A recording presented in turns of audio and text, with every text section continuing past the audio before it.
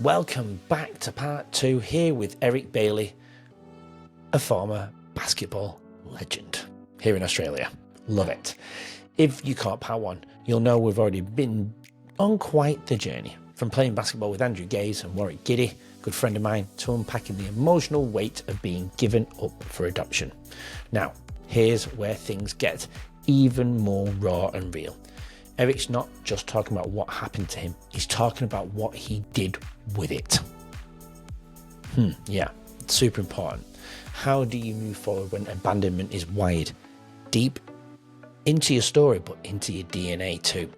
How do you build trust, find purpose, and create a life that's truly yours? This part of the conversation is about transformation, mate. It's about taking the pain and turning it into power. So buckle up, because Eric's about to show us what leading your own way really looks like. Let's get into it. Before we dive in, I want to give a big, massive shout out to our now new proud sponsor, LOOW Skincare, a brand that truly aligns with leading our own way. This Australian-born company is dedicated to keeping skincare simple, effective, and straightforward. They've made waves in the US, even landed in Macy's and over 300 stores, and now they're back with a renewed focus on healthy skin and real results. If you want authentic skincare that fits your lifestyle, check them out in the show notes. Thanks to LOOW Skincare for supporting real stories and mental fitness on leading our own way. And if you're interested in sponsoring like LOOW Skincare, drop us a message. We'd love to connect. We were standing outside and we were so happy because we won the game. And the police came up to us and pulled out their guns and threw us on the ground. And, basically it was like, what are you guys doing? You trying to rob the place? And my father ran out and said, hey, what are you doing? Those are my boys. And then they picked us up, and my dad said, hey, they just won a basketball game. They're going to go to college. And the police just looked at him and started laughing and said, they're never going anywhere. They're gonna be hoodlums. They're gonna be druggies. They're gonna be gangsters. And my dad cried because he felt that he was doing everything he possibly could to give us a night to celebrate what we have just done. And now the police are telling us that we're wasting our time. And that's always stood in my mind as there will always be someone, whether it's the police, whether it's a coach, a teacher, an employer, or whatever, will never ever see the goodness and the greatness of you. You're going to be judged. There'll be a perception against you. And I thought, if I ever got into a position where I had some influence as a coach or as a teacher or whatever, I was always going to lift people up despite their race, their religion, no matter what's going on with them. I'm always choosing to look at the best of them. And so that's another reason why when I look at my life, I think, man, I came this close to never getting out. Yeah. Ever. South Central's a pretty tough place to grow up, isn't it? In the 70s, I lived in that area where there was the Watts riots, where there was real bad gang activity, the Crips, the Bloods, the Outlaws, all in the same area.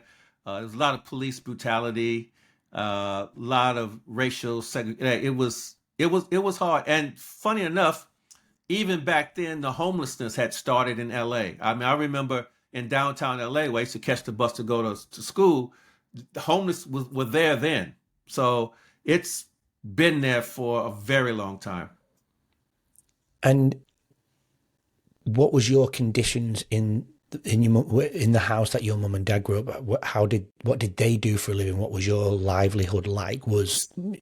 So my mother was a stay-home mom, but she looked after the house. The house was her domain. My father worked at American Hardwood, so he drove a forklift, and he basically worked 6 days a week, and he did odd jobs on the side. He was just a full-time laborer. My father also was involved in the civil rights movement. He marched with Dr. Martin Luther King Jr. one time. Wow. My father worked really hard for equal rights, equal pay.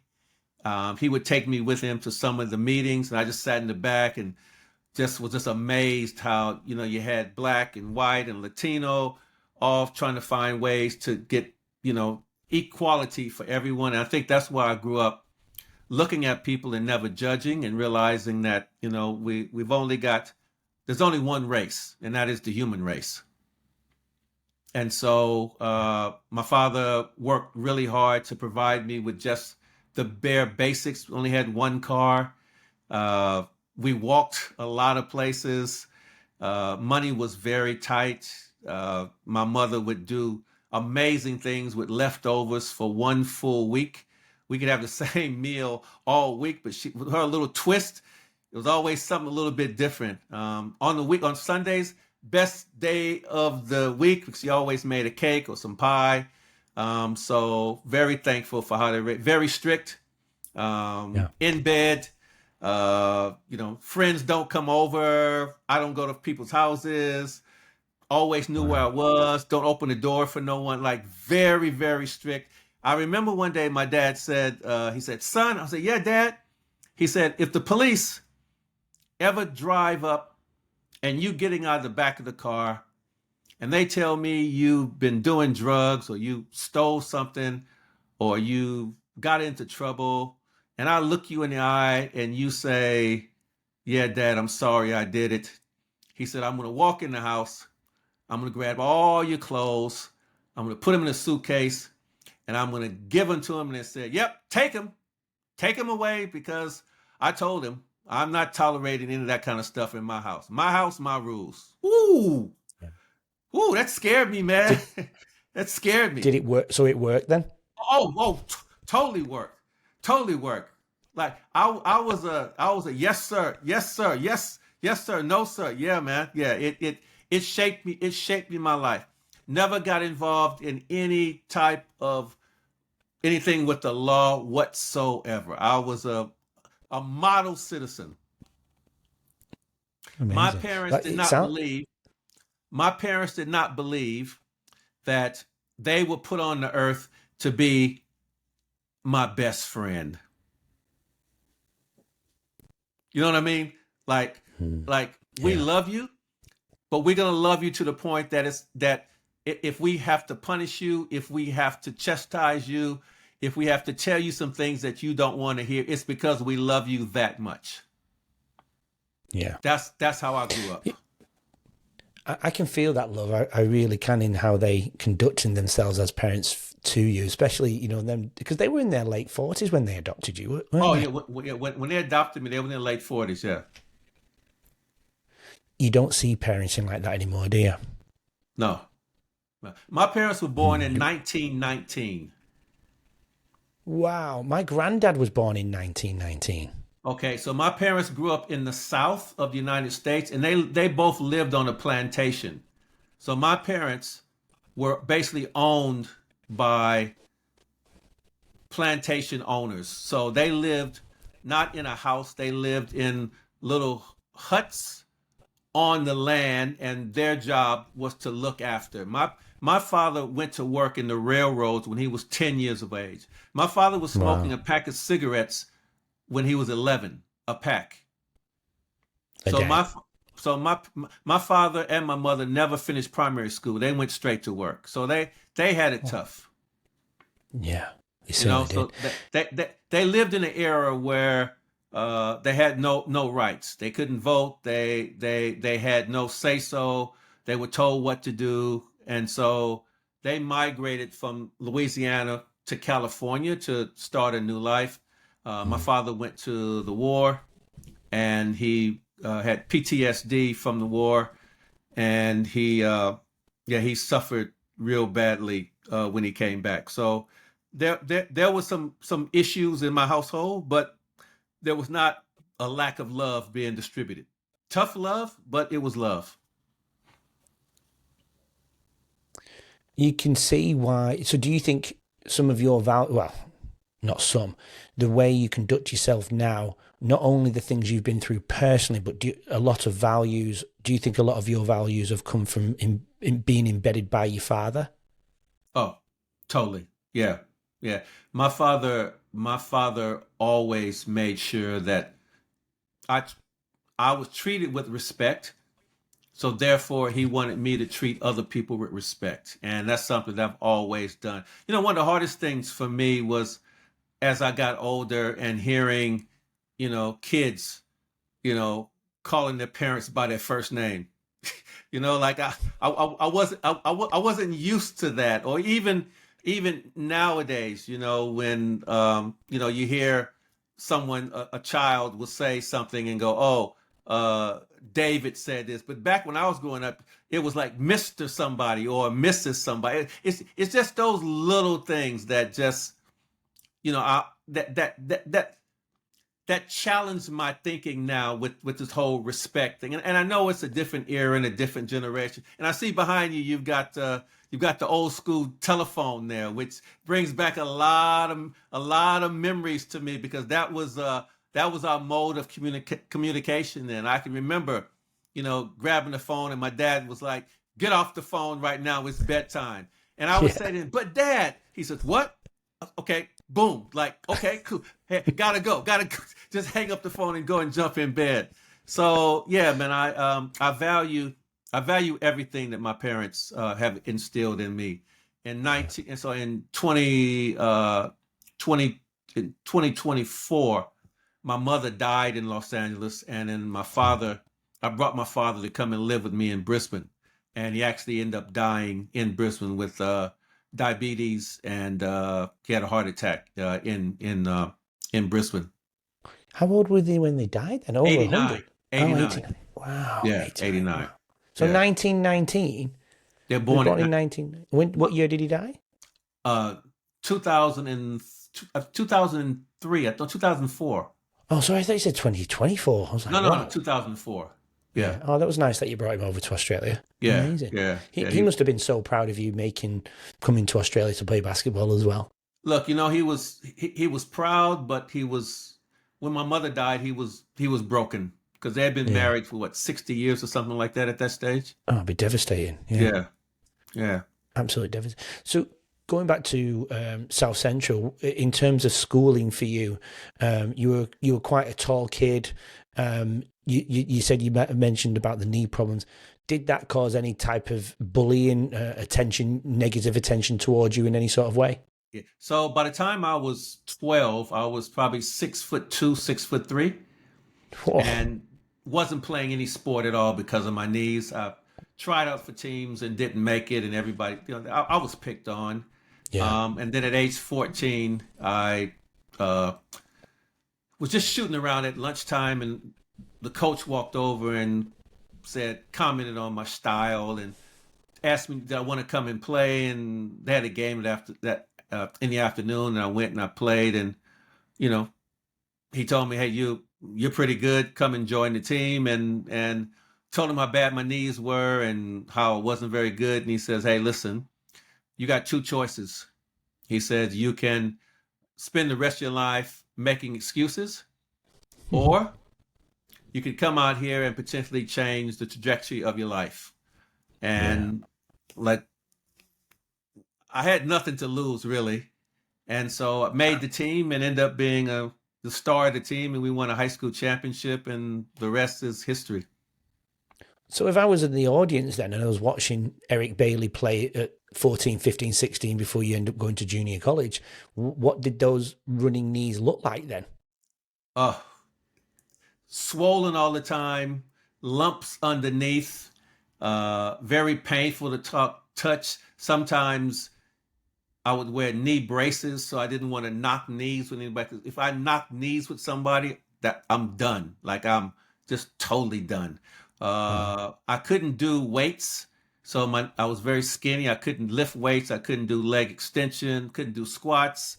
Couldn't run on the concrete. So all of my training was modified because of my knees, and my coach had worked all that out. But despite all of that, there was one thing I could do that not many other people could do, and that was shoot the rock like I could shoot it. And that got me through. Didn't play Nice. any D, didn't rebound, didn't dunk, but was averaging 25, 26 points a game. There were coaches from every colleges just coming to watch me shoot. But in grade 12, we won the championship, and but my grades weren't good enough to get me into a 4-year school. So I had to go to a junior college. Yeah. Did that help you go?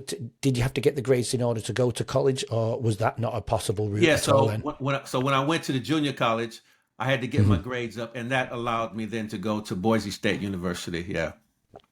So would you still do 4 years, or because you've already done two, you just do two? Oh, you 2, yeah. Because I went in as a junior now.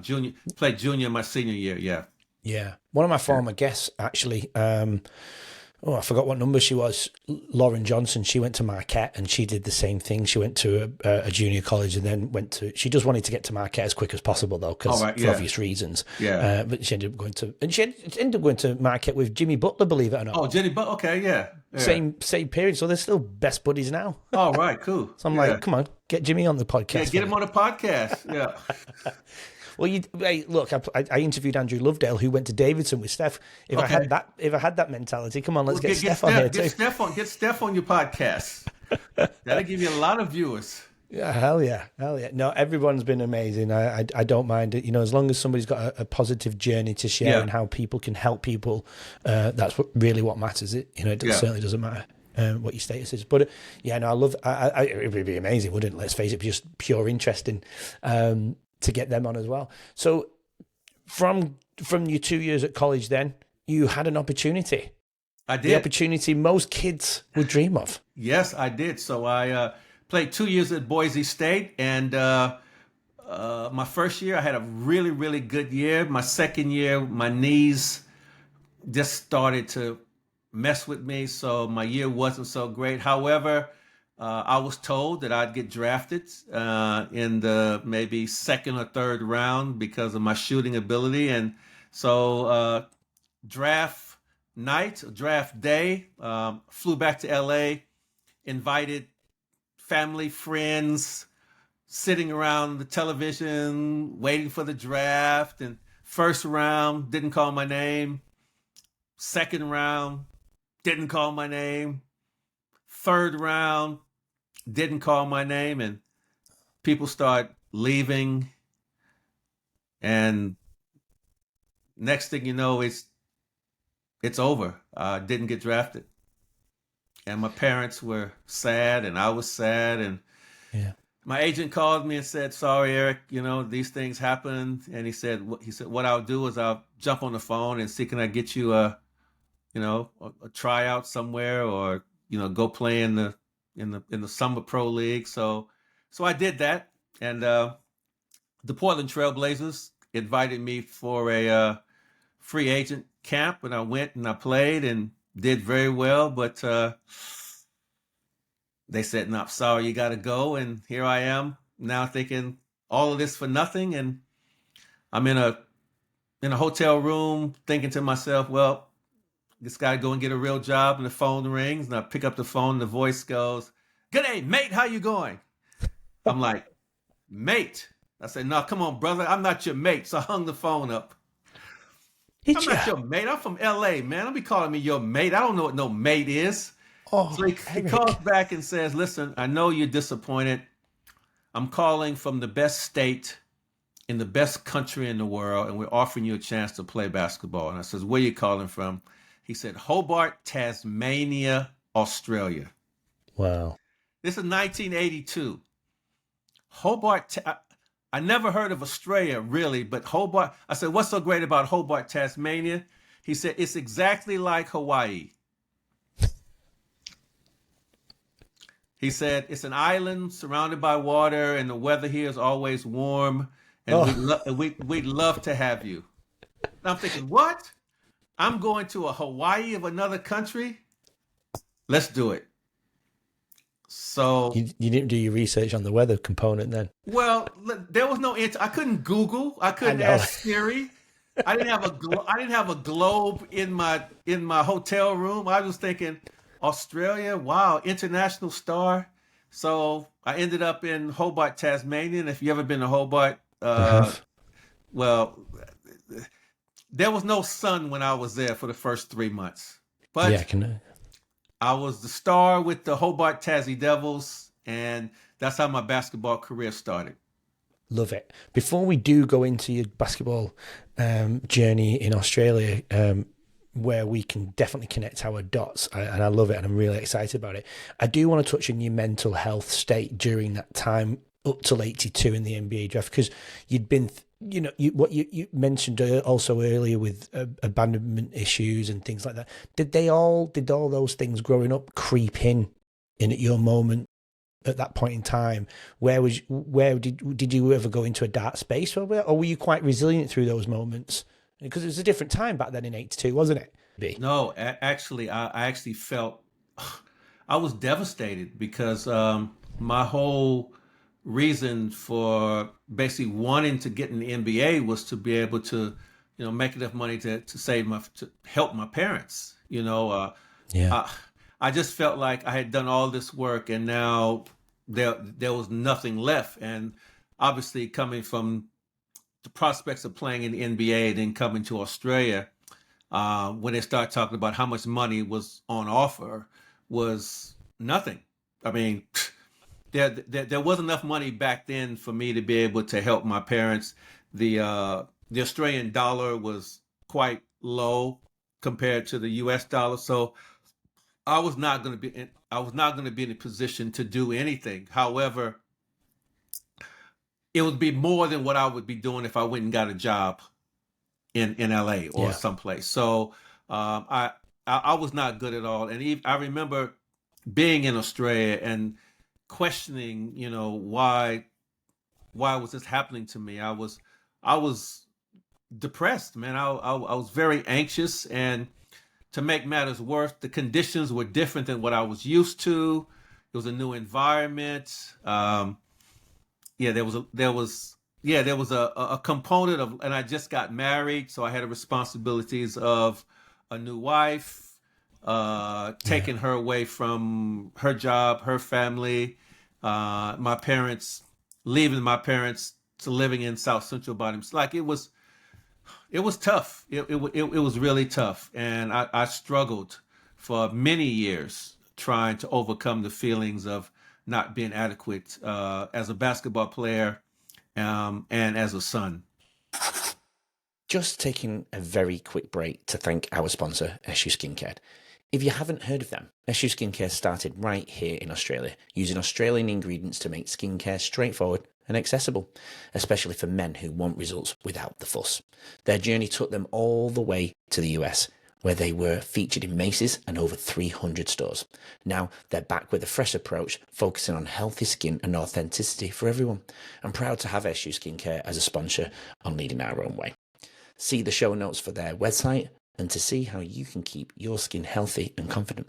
And if you're interested in sponsoring like SU Skincare, drop us a message. We'd love to hear from you. Now, right back to the episode. Did they ever come out to No, Australia to watch you play? no. But by that stage, they were in their 60s, early 70s, and health was not good. Couldn't survive a flight from LA to Hobart, so they never got a chance to see me play professional basketball, which Oh, that's to a shame. this day breaks my heart because I always I wanted them to be able to see what I had accomplished in life, and I think one of the things when they both passed, when they died, that was another thing that hit me hard was they never saw me at the height of my powers when it came to basketball. Yeah.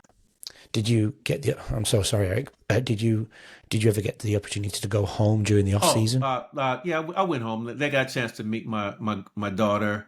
Oh, Yeah, I got a nice. chance to do some things, but not at a level, at a scale that I thought that I would be able to do. And it was just one of those things that still eats away at me, feeling like I just wish I could have been able to do more. That's why I always say to people, particularly now, is that you don't know what the future holds. So therefore, give everything that you have while you have the opportunity, because Mm. you don't want to spend the rest of your life wondering what if. Absolutely. I mean, I couldn't agree more. You don't want the ghost of Oh regret no, sitting around your bed when you're about to no, die, do you? no. You really Yeah, don't.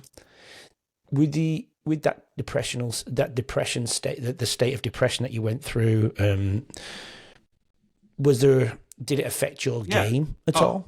yeah. Like there was some games when the referee would call a foul on me. Clearly wasn't a foul, but for me it was a personal vendetta because of whatever.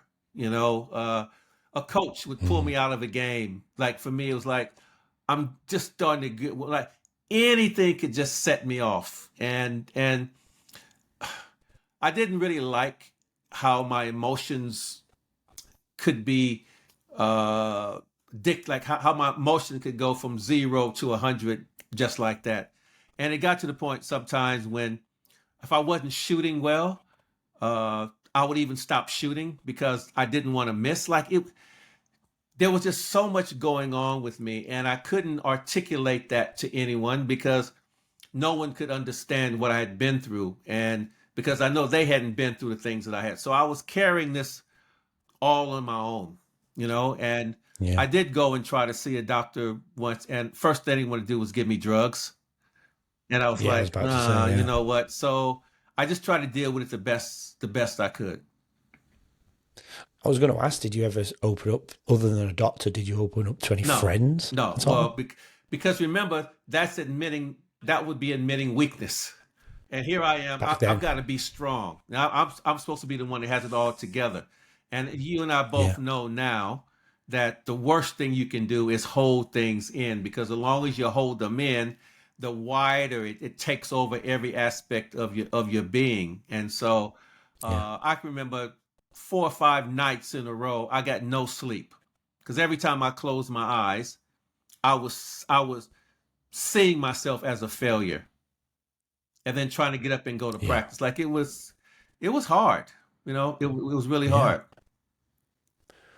What what lengths of did it ever did it, I mean, look, you've never mentioned these. I'm just trying to picture where the depth of where you went to in a depression state. Did you ever think of harming yourself or quitting Oh, basketball? What length were you willing to go to stop the well, pain? because by my sort of my fourth year in, that's when the knee surgery started. So I want you to Okay. think about this. Mentally wasn't good. Mm. Physically, knee pain and surgery. And playing for the Melbourne Tigers, Andrew and I both played the same position. We both were shooting guard. So my court time had diminished. So now I was sitting on the bench feeling like I should be on the court, but you know, it wasn't happening. So everything for me at that point was that's it. I'm done. But then I had a daughter and I just couldn't for the I just couldn't fathom be not giving my daughter the opportunity to have a much better life. That was the thing that stopped me from quitting basketball. Yeah. So Yeah. I hung in there and I hung in there and I hung in there all the way to the bitter end until my knees gave away. And then it was like, okay, what's the next challenge? What's the Yeah. next thing you do? And whatever that is, let it be something that's going to fill your soul. You know, something that you're doing because you absolutely love it and it's not dependent on someone else dictating you the terms of how you do it. Yeah, that's That to right. me was Yeah, was a absolutely. challenge. Yeah. Yeah. So your basketball career in Australia, 1983 at Hobart Devils, went from how many years were you at Hobart Devils So then? I played 1980 played 2 years there. Then I went and played for one season with the Melbourne Tigers. Left and played in the SEBA League with the Gippsland Lakers, which was Hmm. actually very good for me because I was player, coach, and GM, which I loved all of that. And one year I averaged 50 points a game, so I was quite happy doing that. And then my ego got in the way because after 3 years there, I was offered a opportunity to become an Australian citizen, which meant I could play with any NBL team. And guess what team I went back to? The Melbourne Tigers. I was going to say the Tigers. Is that so? That's when you played with Giddy. Because I thought they told me things would be different this time.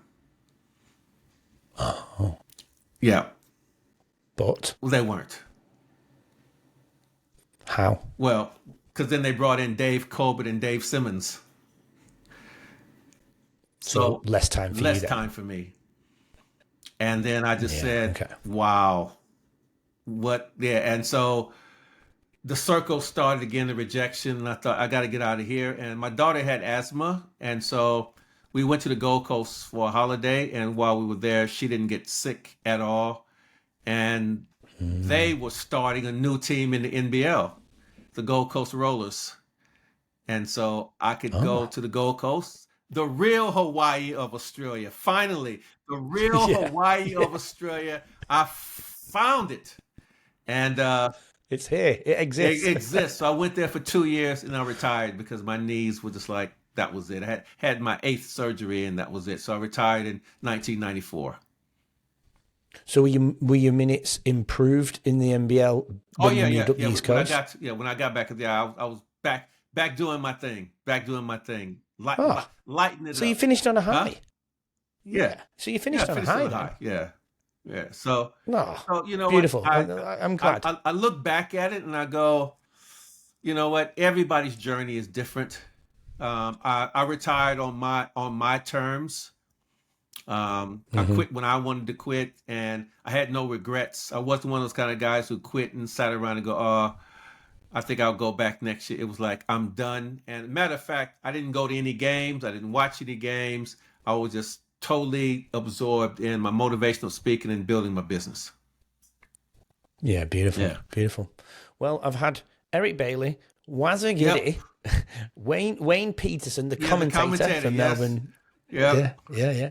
And we've known each other for a very long time. I did a bit of coaching with Mr. Giddy back in 2017, and not many people know this, but Josh Giddy got his Cotton On deal through me. Oh, is that right? Wow! Look at you, mover and shaker. Yeah, mate. I want a percentage. You Mr. should. Giddy, He just signed a big deal with the Bulls. He did, yeah. But Cotton On, you know what Cotton On is? I did a little bit of brief work with them, and so hooked Mr. Giddy up with the owner of Cotton On. He got a bit of a deal, and he showed me. I was coaching his kids, and he showed me a video. He said, "Oh, this is Josh," because they went to Oklahoma, you see, and I got them to meet in a hotel. And he showed me the video of Josh down an alleyway doing some model. I went, "Why is Josh doing that?" And he said, "That's because of you." That I went, "What do you mean?" He said, "Well, when we met him at the hotel and we sent you that photo, I asked him to do a bit of modeling for Cotton On." I said, "Oh, nice. Well, where's my 100K?" There should be some referral fee or something. Absolutely. Yeah. Nope. No. Okay. I'm still waiting for the check. and that's my. You know what, Josh, Mr. Giddy, come on the show and we'll call you. Yeah. Anyway, definitely should do that for you. Absolutely. So with you though, Eric, your basketball career's finished on a beautiful high on the East Coast. You're now still living there all those years later. I mean, you retired in when, 93, did you say? Yeah, 1994, yeah. 1994. So you've been up there for obviously a long time. Where did your career, what decisions did you have to make once you left the court? Basically, what was I going to do? What trajectory? Yeah. So I had a couple of options. There was anything in sales, because during my career, I had sold cars, I had sold furniture, I had sold superannuation. So I was a good salesman.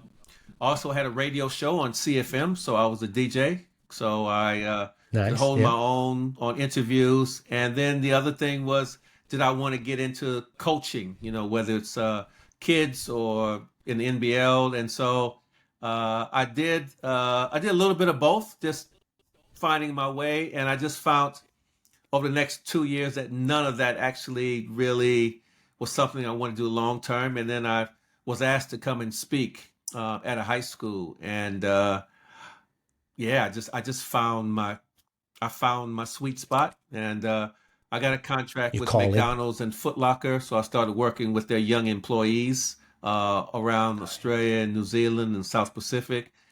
And so, yeah, I just started honing in on delivering workshops and speaking, and started speaking at conferences, and did some coaching, one-on-one mentoring, and so that's where it all started, man. And I did that Yeah. for until basically full time till 2020 when COVID hit, COVID. and Yeah. during COVID, another curveball. Uh, my wife of 37 years decided that this was the best time to ask for a divorce. And so Oh, that was another one of those moments in life where I had to reevaluate, refocus, reshape. And then in November 2020, on my 60th birthday, November 26th, I moved out of the family home and moved into a new place to start my new life. And that was the time when, once again, I had to ask myself a question. Am I going to dwell on the past? Am I going to blame? Or am I going to create, design the next chapter in my life? And I find that from that experience, it made me a firm believer that no matter where you are in your life, no matter how well you think you're doing, no matter how well you think everybody appreciates you, or no matter how many times people pat you on the back, the most important thing that you can ever do is to make sure that you have full accountability and you have ownership on your own path. Live your purpose, use passion and vision to keep you focused and dedicated. And if you do that, no matter what happens around you, you will always, always, always be still headed in the right direction. And over the last 5 years, I've been able to shape and mold and turn myself into a better version of myself than I have ever been at any other stage of my life. Yeah. Wow. So that divorce, that separation, that was, first of all, was that a shock? It was it was a shock because of how it happened and when it happened. I mean, Mhm. sure that there were problems, but to just be told point blank, she's out. For Yeah. me, it was like, I like to be in control of the narrative. I like to be in control of where I'm going, and to not have a plan for me is something that I never like to be at. Like, I always like to know where I'm going, and it was Of a course. momentary blimp, but in the end, Yeah. best decision, best thing that could ever happen, because I've learned so much about myself. I feel so much comfortable within my skin. My relationship with my daughter is way, way better now. My grandkids, just my relationship with myself is even better. And I know moving on into my next relationship, I know exactly what I'm looking for. I know the kind of partner I want. I know what I'd like to share with them. I know how I'd like to see a life with them. And it's something that I've never had before. So I'm really excited about that. I am the true definition of a resilient thriver. Love that. Yeah, yeah. That's probably one of the best endings I think we could probably come to, if I'm honest, Thank you. Eric.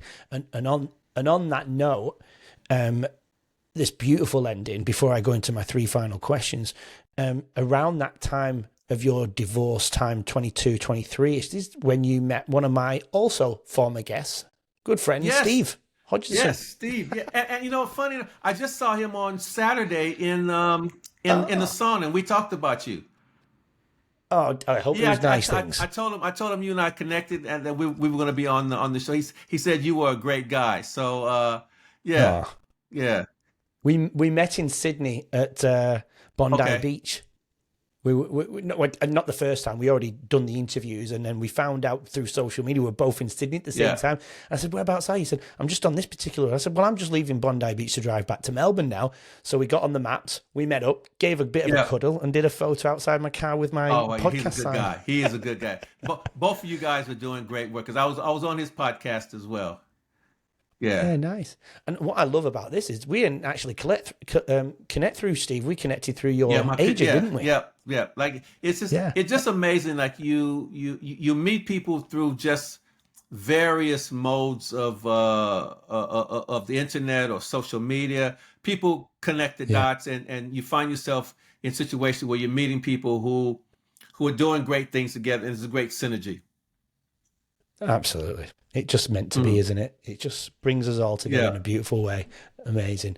Did you say, "Oh, I'm meeting Andy. We're going on Leading Our Own Way on Yeah, I Monday did. night"? Yeah, that's right. I did. Yeah. So I can't wait for this to go live so I can send it over to him. Me too. Me too. Well, Eric, Yes. thanks for joining me. But before you go, I'm going to ask the three powerful questions that I like to end Okay. on with. And because we're here on Leading Our Own Way, one of the best podcasts in the world, it doesn't mean we've made it. It doesn't mean we're end of our journey. We're going to continue to, as you mentioned before, come through sticky moments, pivotal moments in our life. But it's now about, if things are in place, we might be able to handle them a Yeah. little bit better. But what are your future plans? But my future plans right now is to, I guess, just keep sending hope and sending inspiration and just positive words of peak performance to anyone anywhere in the world who is looking for that edge, Yeah. that edge to just make the most of their opportunities. And I just think too many people they give up, they give in too easily, and they just need to hear that they're not alone. Absolutely. I mean, on that note, then, what's a based on the topics we've discussed today, just to finish on a strong, what piece of general powerful piece of advice could you give to our viewers? Hold yourself accountable to a higher standard. That's it. Average won't help you, and it won't help anyone else around you. Always seek to be a better version of yourself and demand excellence and never settle to just survive. Yeah. Yeah. Love that. Love it. Your purpose is very clear. You did tell us earlier in the episode, but I always ask the guest to put it into a powerful line. I am going to ask you Okay. again, but what is your purpose, Eric? My purpose is to change the life one person. My purpose is to change the lives of others one day at a time. That's Love it. that. Fantastic. Eric, been an absolute honor and a pleasure to have you on Leading Our Own Way. Thank you for joining me on my journey. I really appreciate your time. Thanks for giving it up this evening. And it's just been a pleasure to connect with Thank you, you man. so much. I appreciate it. And next time you're up in Brisbane, let me know. Summer, we do basketball. Winter, we can do football. Sounds good to me. And same the other way, right? If you ever come down to Melbourne, I'm actually going to Melbourne Tigers versus Phoenix Oh, this that's going to be a Saturday big night. game. Big Yeah, game. I'm at the game Are Saturday you, night. are you Yeah. United or a Phoenix fan? Or Probably have to go for United because of, okay, 'cause of, Giddy yeah, and you guys yeah, okay. now, and Wayne. Yeah. But you're a Tigers. You're a Tigers, so you're United, No, right? not anymore. I'm I'm Oh, okay. I'm just a fan of a good game now. Yeah, Yeah, me too, I don't to be have fair. any loyalties to any particular team. I just like watching a good game. Yeah. Yeah, I look, I have to agree, and I'll be quite happy to go to a Phoenix game as Yeah. well, and I'll full on shout for Melbourne. Yeah. So that's great. I can't wait for that game. It's Okay, gonna man. be good. Thank you so much. Eric, been an absolute pleasure. For everybody else tuning in, thanks for listening to Eric's journey. It's absolutely inspirational. If you want to connect with Eric, everything will be in the show notes. But until next week, make sure you have an amazing weekend. Come back for more and meet my next amazing guest. But until then, keep leading your own way. We'll see you Thank soon. you. And there you have it, folks. Eric Bailey, raw, real, and absolutely inspiring. From the basketball courts to the battlefield of his own mind, this bloke has shown us what it means to face your demons and come out the other side even stronger, which sets you up even better for when things do start to slip again. Because they do, right? That's just part of life. And what's really makes it a small world, which you've just found out towards the end, he's also a good friend of Steve Hodgkinson, a former guest of mine also, and I appeared on his podcast. Please go and check that out too. Anyway, well, I hate it when we come to an end, don't you? Well, I do anyway. Well, if this conversation resonated with you, please do me a favour, share it, leave a review, and let Eric know his story matters. Remember, we're all leading our own way, and sometimes the most powerful thing we can do is share the journey. Thanks for being here, and until next time, keep leading your own way, keep walking your own path. Have a great weekend. We'll see you next week for another amazing guest. Bye for now. Thanks for listening and watching Leading Our Own Way. So we can stay together forever and share more incredible journeys, please subscribe to the channel. That way you won't miss next week's episode and what that amazing guest has to offer to the world. Please support Leading Our Own Way, and we'll get you on next week's episode.